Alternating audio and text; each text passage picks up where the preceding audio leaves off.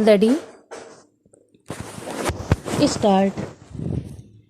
गठबंधन सरकार की उत्पत्ति विश्व स्तर पर व्यापक रूप में हुई है। हाँ, उसकी प्रकृति, उसके कारक तत्व, उसकी स्थिरता हर देश की राजनीतिक परिस्थितियों पर निर्भर है। गठबंधन सरकार की उत्पत्ति के कारण हर देश में छोटे और बड़े स्तर पर लगभग समान ही हैं।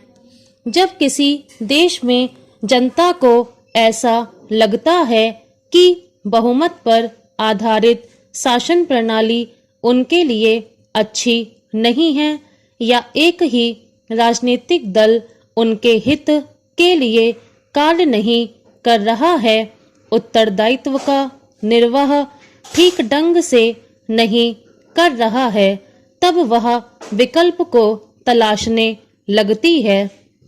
राजनीतिक दल बहुमत में आने के बाद सरकार का गठन करते हैं और सत्ता में आने के बाद जनता को भूलकर चैन की नींद सो जाते हैं।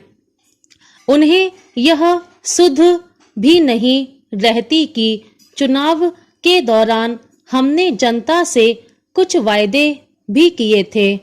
हमने उनके सामने विकास के लिए कार्यक्रम निर्धारित किए थे। राजनीतिक दलों की इस निष्क्रियता से मतदाता क्षुब्ध हो जाते हैं और उनका किसी एक राजनीतिक दल में विश्वास नहीं रह जाता। परिणाम यह होता है कि किसी एक राजनीतिक दल को बहुमत नहीं मिल पाता है। मतदाता जब विकल्प की तलाश करते हैं तब गठबंधन की प्रक्रिया शुरू होती है। गठबंधन प्रक्रिया की उत्पत्ति में समाज का मूलभूत परिवर्तन भी प्रमुख कारक है। जब कोई समाज परिवर्तन के दौर से गुजर रहा है तब वह ऐसी परिस्थिति उत्पन्न कर देता है कि गठबंधन अनिवार्य बन जाता है। फिर राजनीति तो सामाजिक, सांस्कृतिक, धार्मिक, आर्थिक और ऐतिहासिक परिस्थितियों की ही उपज होती है। आज का कोई भी समाज स्थिर नहीं है। आज की तारीख में भारत के परिप्रेक्ष्य में तो यह ध्रुव सत्य ही है। आज भारतीय समाज न केवल जाति, धर्म और अमीर गरीब के आधार पर बटा हुआ है, बल्कि वर्ग, जीवन शैली और पेशे के आधार पर भी बट रहा है। यह सामाजिक, सांस्कृतिक और आर्थिक विभाजन निर्वाचन को काफी हद तक प्रभावित करता है और किसी एक राजनीतिक दल के लिए बहुमत प्राप्त कर पाना मुश्किल हो जाता है, क्योंकि किसी एक राजनीतिक दल द्वारा इस विभाजन को पाटना दुष्कर हो जाता है। फिर जो राष्ट्रीय स्तर के दल होते हैं वे क्षेत्रीय राजनीति में सक्रियता नहीं दिखाते हैं। क्षेत्रीय स्तर पर व्यक्तिवाद हावी होता है या क्षेत्रीय दल प्रभावी होते हैं। ऐसे में मतदाता जो उनके हितों के अधिक अनुकूल सिद्ध होते हैं उन्हें ही अपना मत देना पसंद करते हैं। वे यह नहीं देखते कि राष्ट्रीय स्तर पर किसी दल को बहुमत मिलने जा रहा है या नहीं। इन परिस्थितियों में मत बट जाता है और किसी भी एक दल को बहुमत नहीं मिल पाता है, जिससे गठबंधन अनिवार्य हो जाता है।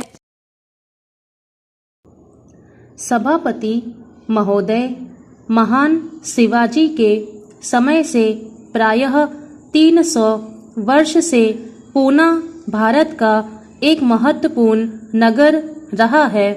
वह राजनैतिक राजधानी है, विचारों का और विद्वता का उद्गम स्थल है और उसने आज के भारत का सशक्त ढंग से निर्माण किया है। 19वीं शताब्दी के मध्य में पूना के अनेक महान नर नारियों ने हमारी बौद्धिक जागृति, राजनैतिक सबलता, सामाजिक सुधार और सांस्कृतिक नवोत्थान के आंदोलन की अगुवाई की। यह विश्वविद्यालय अपेक्षाकृत नव स्थापित है, लेकिन इसके पीछे महान विद्वानों और विख्यात संस्थाओं द्वारा जोड़ी गई समृद्ध विरासत है। मुझे 2.5 वर्ष तक यहाँ के स्कूल में पढ़ने का स्फूर्तिप्रद अवसर मिला था। इस प्रकार मैंने इस नगर की स्वावलंबन और सादगी की परंपरा से लाभ उठाया है। पूना की एक पुरानी छात्रा होने के नाते मुझे गर्व है कि आप आज प्रातः मुझको डीलिट की डिग्री से सम्मानित कर रहे हैं। इस अवसर का लाभ उठाते हुए मैं इस नगर के प्रति अपनी कृतज्ञता व्यक्त करना चाहूंगी, जहां मुझे अपने विकास काल वर्षों में बहुत कुछ उपलब्धि हुई थी। मैं देख रही हूं कि कुछ युवा इस बात से नाराज हैं कि यह विश्वविद्यालय प्रधानमंत्री को सम्मानित कर रहा है। मैं उनसे निवेदन करना चाहूंगी कि यह सूचना उचित नहीं है कि प्रधानमंत्री को विश्वविद्यालयों से संपर्क स्थापित करने की आवश्यकता नहीं होती। मुझे यह सोचने पर बाध्य होना पड़ रहा है कि जो लोग प्रतिवाद कर रहे हैं वे शिक्षा को राजनीति से अलग रखने की बात नहीं सोच रहे, बल्कि वे चाहते हैं कि यह विश्वविद्यालय उनकी अपनी राजनीति से ही जुड़े।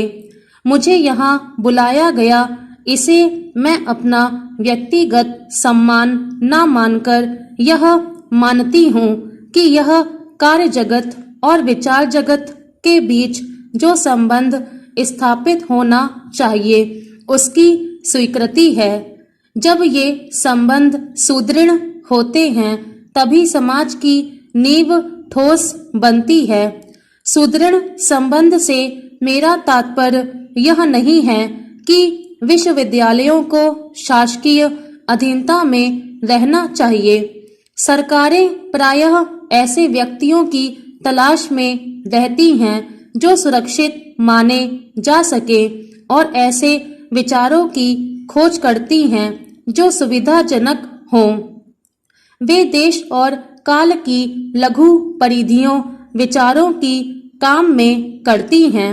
मेरी कोशिश यह रही है कि इस प्रवृत्ति को बदला जाए। इसीलिए बाहर के बहुत से लोग मुझमें यह विरोधाभास पाते हैं कि मैं व्यवस्था का अंग होते हुए भी संकीर्ण विचारों से और व्यवस्थाजन्य आवृत्ति मूलक दिनचर्या से नहीं जुड़ी हुई हूँ, बल्कि उनसे टक्कर लेती रहती हूँ। मैं ऐसा इसलिए करती हूँ क्योंकि मुझे विश्वास है कि कल जो कुछ सामयिक और व्यावहारिक समझकर अपनाया गया था वह आज की स्थितियों में काम नहीं कर सकता। विश्वविद्यालय एक व्यापक परिवेश में विचार करते हैं या उन्हें करना चाहिए। ज्ञान की कोई सीमाएं नहीं हैं। एक अच्छा विश्वविद्यालय प्रत्येक युग, प्रत्येक देश और ज्ञान की प्रत्येक शाखा की जानकारी समेकित करता है। स्टॉप।